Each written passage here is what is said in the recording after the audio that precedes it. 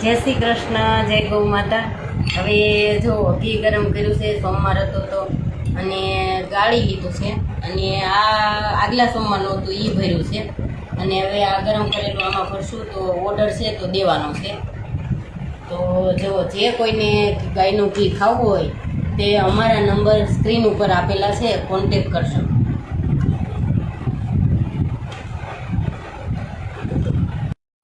જો ગાય ગામડું ને ખેતી, ગાય ગામડું ને ખેતી શું કરવાની કીધું કે ભાઈ જો તમારે ખેતી હોય તો તમે ગાયું રાખી શકો। તો જો આ ગાયું રાખી છે ને તો અમે સારું ખાઈએ છીએ અને સામે વ્યક્તિને સારું ખવડાવીએ છીએ। તો જે કોઈને ઘી જોતું હોય તો અમારા નંબર સ્ક્રીન ઉપર આપેલા છે, કોન્ટેક્ટ કરજો। ઓરિજિનલ ગીર ગાયનું ઘી હો, કાંઈ ઘટે નહીં એવું ઘી જુઓ। ગાયોને બધી ઔષધિ પણ અમે ખાણમાં આપીએ છીએ।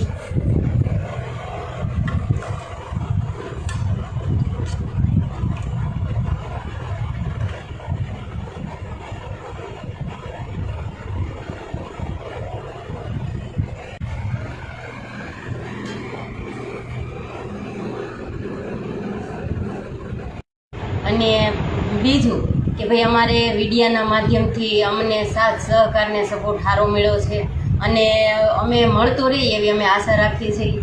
તો અમારી ચેનલને લાઇક, શેર, સબસ્ક્રાઈબ કરતા રહેજો અને ફોલો કરવાનું ભૂલતા નહીં।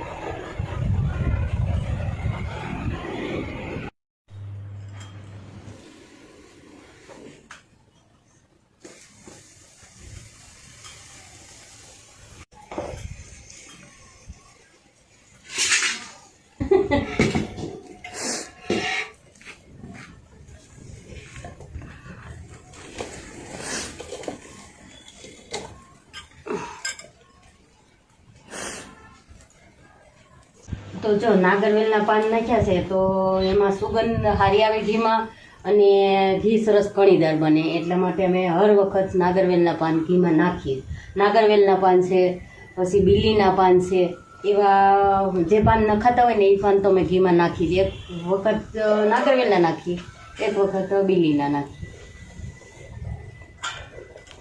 ઘીમાં સુગંધ સારી આવે અને સ્વાસ્થ્ય માટે સારી।